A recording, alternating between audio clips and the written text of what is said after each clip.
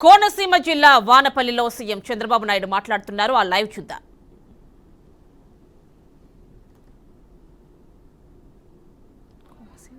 అన్ని గ్రామాలు ఇక్కడే కాదు, వానపల్లె కాదు, వానపల్లి పంచాయతీ రాష్ట్రంలో అన్ని పంచాయతీలు చేస్తాం. 5 ఏళ్లలో మీ ఇంటికి పోవాలంటే ఎక్కడి నుంచి వచ్చినా మట్టి అంటకుండా మీ కాళ్ళు నేరుగా ఇంటికి పోయేట్టుగా చేసే బాధ్యత మాది. ఎందుకు ఇది సాధ్యం కాలేదని నేను అడుగుతున్నా. ఇంకో పక్క మీరు ఒకసారి చూస్తే ఇది అవుతానే సిమెంట్ డ్రైన్స్, ఏవైతే గ్రామంలో మురికి కాలువలు కావాలి, మురికి కాలువలు లేకపోతే సిమెంట్ రోడ్లు వచ్చిన తర్వాత ఆ నీళ్లని ఇంటి ముందరుంటే చాలా భయంకరంగా ఉంటుంది. అందుకే మురికి కాలువల పైన ప్రాధాన్యత పెడుతున్నాం. 10,000 కిలోమీటర్ల మురికి కాలువలు నిర్మాణం చేసే బాధ్యత తీసుకుంటాం. వానపల్లి కానీ పంచాయతీల్లో కానీ ఒకటే హామీ ఇస్తున్నా, ఈ గ్రామాలన్నింటిలో 100% మురికి కాలువలు నిర్మాణం చేసే బాధ్యత తీసుకుంటామని చెప్పి కూడా నేను మీకు తెలియజేస్తున్నా. ఇది కాకుండా ఇంకో పక్కన 2,500 కిలోమీటర్ల బీటీ రోడ్డు వేస్తాం. 4 లక్షల ఎకరాల్లో నరేగా పనులు చేస్తాం. 5 లక్షల పంట కుంటలు దోతాం. ఇవి కాకుండా మీ పశువుల కోసం షెడ్లు కట్టడానికి ఆవులుంటే ఆవులకు కానీ, గేదెలుంటే గేదెలకు కానీ, మేకలకు కానీ షెడ్లు కట్టడానికి ఆ రోజు ఆర్థిక సహాయం చేశాం. మళ్ళీ రాష్ట్రంలో ఒక పద్ధతి ప్రకారం చేస్తాం. 1,50,000కు శ్రీకారం చుడతాం. ఈ గ్రామంలో నేను వచ్చాను కాబట్టి 100% ఎవరెవరికి షెడ్లు కావాలో కట్టించే బాధ్యత మాదని మీ అందరికీ హామీ ఇస్తున్నా. ఈ కార్యక్రమమే కాకుండా చెత్త నుంచి సంపద సృష్టించే కార్యక్రమం. మనం చెత్తని రోడ్ల మీద వేసి తగలబెట్టి ఆ వాసన, ఆ స్మెల్ లేకపోతే ఆ పొగ చాలా భయంకరంగా ఉంటాయి.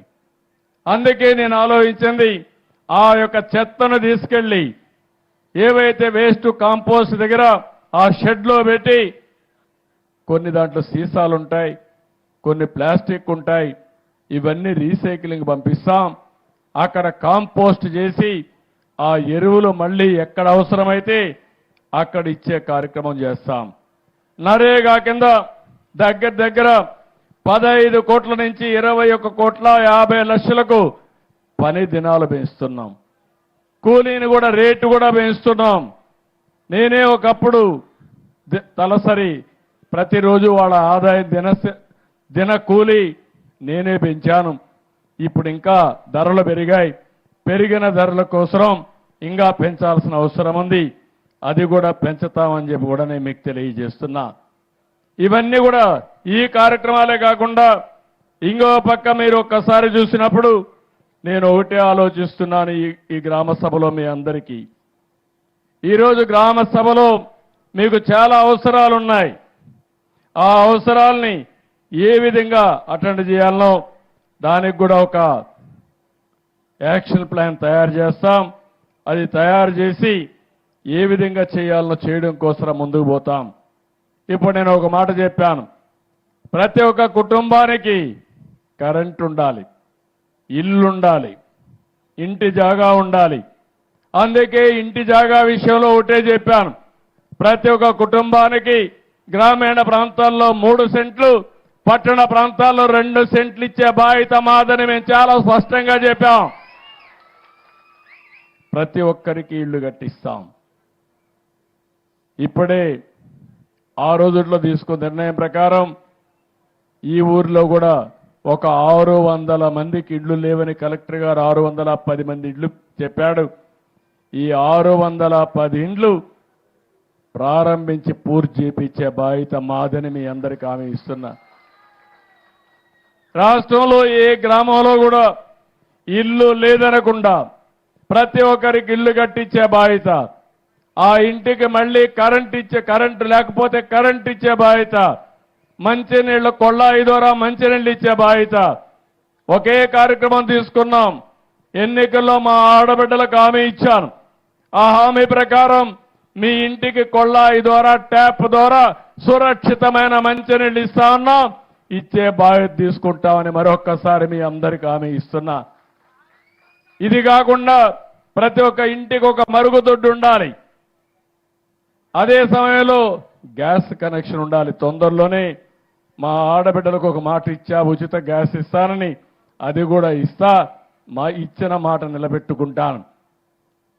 ఇలాంటి కనీస అవసరాలు ప్రతి ఒక్క ఇంటికి ఉండాలి. ఇంకో పక్క ప్రతి ఒక్క గ్రామంలో మీరు ఒకసారి చూస్తే సిమెంట్ రోడ్లు ఉండాలి, మురికి కాలువ ఉండాలి, అదే మరి వీధి దీపాలు ఉండాలి. చెత్త అంతా కూడా కలెక్ట్ చేసి చెత్త నుంచి సంపద సృష్టించి ఎక్కడ కూడా గ్రామాల్లో చెత్త కనపడకుండా ఒక మంచి గ్రామాలుగా తయారు చేయాలి. ఒక చెత్తనే కాదు, మీ ఊర్లో లిక్విడ్ ఉంటుందంటే కాలువలో మురికి కాలువలో మురికంతా వస్తుంది. దాన్ని కూడా ఏ విధంగా చేయాలనో, ఎక్కడ కూడా దోమలు ఈగలు వాలకుండా మీకు ఆరోగ్యంగా ఉండాలంటే ఆ మురుగునీరు కూడా డిస్పోజ్ చేయాల్సిన అవసరం ఉంది. అది కూడా చేయిస్తానని చెప్పి తెలియజేస్తున్నా. అక్కడి నుంచి నేను ఆలోచిస్తున్నాను, ఈ ఊర్లో మీరు ఎక్కడికి పోవాలన్నా, కొత్తపేటకు పోవాలన్నా, అమలాపురం పోవాలన్నా, కాకినాడ పోవాలన్నా, రేపు పోర్టుకు పోవాలన్నా, ఎయిర్పోర్టుకు రాజమండ్రికి పోవాలన్నా ఒక మంచి రోడ్డు వ్యవస్థ ఏర్పాటు చేసే బాధ్యత కూడా తీసుకుంటాం. మీ గ్రామానికి దగ్గరని ప్రైమరీ హెల్త్ సెంటర్ ఉండేట్టుగా, మీ పశువుల ఆసుపత్రి ఉండేట్టుగా, మీ పిల్లల చదువు కోసం ఏం కావాలో అవన్నీ చేయడానికి ముందుకు పోతామని చెప్పి కూడా నేను మీకు తెలియజేస్తున్నా. ఇవన్నీ అవసరాలు. ఇవి ఎన్నో సంవత్సరాలుగా చేసుకోలేకపోయాం. ఈరోజు రోడ్లు చూశారు. 5 సంవత్సరాల్లో ఒక్క పైసా డబ్బులు ఖర్చు పెట్టకుండా అన్ని రోడ్లు గోతులు పడ్డాయి. ఇప్పుడు గోతులను చూస్తామంటే ఏం చేయాలని అర్థం కావడం లేదు. భయంకరంగా దానికి డబ్బులు లేని పరిస్థితి వచ్చింది. 10 లక్షల కోట్ల రూపాయలు అప్పులతో ప్రారంభించాం. జీతాలు కూడా ఇవ్వలేని పరిస్థితి. కనీసం పేదవాడికి పింఛన్ ఇవ్వలేని పరిస్థితి. కానీ మనసుంది ఈ ప్రభుత్వానికి. అదే సమయంలో మీరు ఒక మంచి నిర్ణయం చేశారు. ఆ నిర్ణయం 21 మందిని ఎంపీలు గెలిపించారు ఎన్డీఏకి. ఆ 21 మంది కేంద్రంలో కూడా మన సహకారం కీలకమయ్యే పరిస్థితి వచ్చింది. ఎన్డీఏలను ఉన్నాం. మీరిచ్చిన గుర్తింపు మీ సంక్షేమానికి ఉపయోగించాలని, ఈ రాష్ట్ర అభివృద్ధి కోసం ఉపయోగించాలని ముందుకు పోతున్నాం. అందుకే ఇవన్నీ కూడా ఒక నిర్దిష్టమైన కార్యక్రమాలతో ఈరోజు ఒక దీనికోసం ముందుకు పోయే పరిస్థితికి వచ్చాం. మొన్నే మీరు చూశారు, నేను మొదటిసారి 5 సంతకాలు పెట్టాను. మొదటి సంతకం మా తమ్ముళ్లకు ఉపాధి కల్పించడానికి డిఎస్సి, మెగా డిఎస్సి 16,347 ఉద్యోగాలు ఇప్పిస్తున్నాం. రెండోది పెట్టుబడులు తెస్తాం. నేను ఒక మాట ఇచ్చాను, నా ఆలోచనంతా ఈ యువతకు ఉపాధి కల్పిస్తే ప్రపంచాన్ని జయించే శక్తి ఈ పిల్లలకుంది. అది చేసి చూపిస్తానని చెప్పి కూడా నేను మీ అందరికీ హామీ ఇస్తున్నా. ఇది కాకుండా రెండో సంతకం ల్యాండ్ టైటిలింగ్ యాక్ట్ రద్దు చేసని పెట్టా. మీరందరూ చూస్తున్నారు. ఇప్పుడు కూడా మీది పట్టాదారు పుస్తకం మీది. మీ నాన్నో మీ తాతో భూమి ఇచ్చాడు. బొమ్మ ఎవరిది? బొమ్మ ఎవరిది అంటున్నా. ఇది న్యాయమా ఇది అని అడుగుతున్నా మిమ్మల్ని. వాళ్ళ తాత ఇచ్చాడా? వాళ్ళ నాన్న ఇచ్చాడా మీకు ఆ భూమి? కాదు. వేస్తే మీ ఫోటో వేయాలి దానిపైన. అందుకే నేను ఒకటే ఆలోచించాను, అది కూడా నిర్ణయం చేశాం. రాజా ముద్రతో మళ్ళీ పట్టాదారు పాసు పుస్తకాలకు మీకు ఇచ్చే బాధ్యత మాది. గవర్నమెంట్ ఎంబ్లం ఉండాలి తప్ప వ్యక్తుల పెత్తనం కాదు, వ్యక్తుల అయిష్టాలు కాదు. ఇంకో పక్కన ల్యాండ్ టైటిలింగ్ యాక్ట్ తీసుకొచ్చాడు. అది చూస్తే నాకే భయం వేస్తా ఉంది. నా భూమి కూడా నా పేరుతో ఉండదు ఆ చట్టంగా అమల్లోకి వస్తే. అలాంటి ఒక భయంకరమైన చట్టాన్ని తీసుకొచ్చాడు. ఆయన సాక్షిలో ఉండే గుమస్తాలు పెట్టుకొని మీ భూమి ఎవడికి కావాలంటే ఒకటి రాయిస్తే ఇంకా మీరు కోర్టు పోవాలంటే కూడా లేకుండా నేరుగా వానపల్లి నుంచి అమరావతి హైకోర్టుకు రావాలి. ఎంతమంది వస్తారు హైకోర్టుకు అడుగుతున్నా. ఇలాంటి దుర్మార్గమైన ఆలోచనలు మనందరి జుట్టు పట్టుకొని ఆడించాలనుకుంటే భగవంతుడు ఇప్పుడు అతన్ని ఎక్కడ పెట్టాలో అక్కడ పెట్టే పరిస్థితికి వచ్చారు. అది చరిత్ర అని చెప్పి కూడా నేను మీకు తెలియజేస్తున్నాను. అందుకే నిన్న మొన్న అంటున్నాడు, మీరు హోదా ఇవ్వలేదు కానీ ఆయనకు హోదా కావాలంట, ప్రతిపక్ష హోదా. ప్రజలు ఇస్తే వచ్చేది హోదా, ప్రజలు గెలిపిస్తే వచ్చేది పదవి. అట్లా కాకుండా దబాయిస్తేనో నేరాలు చేస్తేనో బెదిరిస్తేనో వచ్చేది కాదు. అవునా కాదా అని మిమ్మల్ని అడుగుతున్నా. ఇలాంటి తప్పుడు పనులతో వచ్చే పరిస్థితికి వచ్చాడు. సామాజిక పింఛన్లు, నేను దానికి ఒక పేరు కూడా పెట్టా. పేదల సేవలో మొదటి తారీఖు ప్రతి ఒక్క ఆఫీసర్, ప్రతి ఒక్క పాలిటీషియన్ మొదటి తారీఖున దర్శనం చేసుకోవాల్సింది పేదవాళ్ళని దర్శనం చేసుకోవాలి. వాళ్లకు పింఛన్ ఇవ్వాలి. 3,000 రూపాయల పింఛన్ ఉంటే ఒకేసారి 4,000 రూపాయలు పింఛను పెంచిన పార్టీ ఎన్డీఏ గవర్నమెంట్. అవునా కాదా అని మిమ్మల్ని అడుగుతున్నా. ఆ రోజు అన్నారు ఈ పింఛన్ ఇవ్వాలంటే వాలంటీర్లు ఉండాలని. వాలంటీర్లు లేకుండా ఉన్నారని దగ్గర మంచి మేలో జూన్లో మీరు చూస్తే 35 మందిని చంపేశారు ముసలివాళ్ళని ఎండలో తిప్పి. నేనన్నా ఒక గంట నాకు అధికారం ఉంటే ఏం చేస్తానో చేసి చూపిస్తానని చెప్పి ఈరోజు మీరు చూశారు.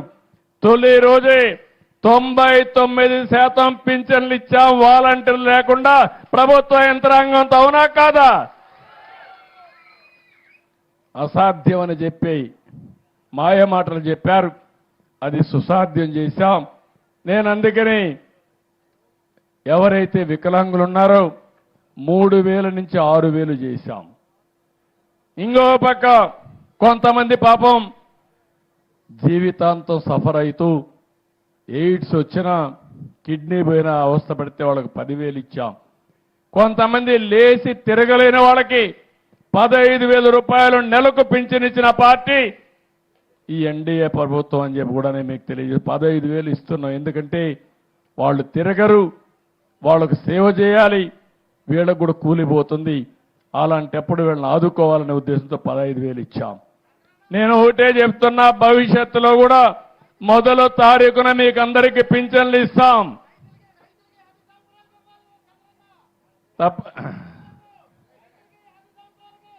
తమ్ముడు డబ్బులు వస్తే అన్ని మీకే ఇచ్చేస్తా. నేను సంపాదించేది కష్టపడి మీకోసరమే. సంపద సృష్టిస్తా, ఆ సంపద పేదవాళ్లకు పంచుతానే ఉంటా. అలు పెరగని పోరాటం చేస్తాం దీనికోసం. ఇందులో రాజీ లేదు. అదే మాదిరిగా మీరు ఒక్కసారి ఆలోచిస్తే మా ఉద్యోగస్తులకు కూడా మొదటి తారీఖు జీతాలు ఇచ్చాం. ఒకప్పుడు ఉద్యోగస్తులకు జీతాలు వచ్చేటివి కాదు, పెన్షనర్లకి పెన్షన్ వచ్చేది కాదు. ఈరోజు అసాధ్యం అనుకున్న పనుల్ని సాధ్యం చేశాం. ఒకేసారి 100 క్యాంటీన్లు పెట్టాం. ఈ నెలలో మిగిలిన క్యాంటీన్లు పెడతాం.